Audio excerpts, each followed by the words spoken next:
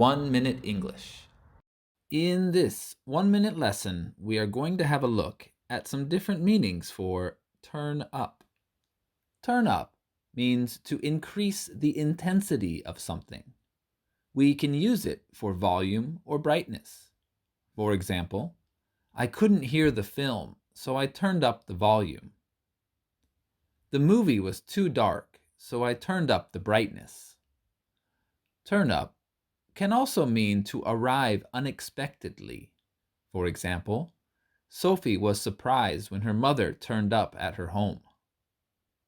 Turn up also means to be found after being lost. For example, Ben lost his keys, but they just turned up after a week.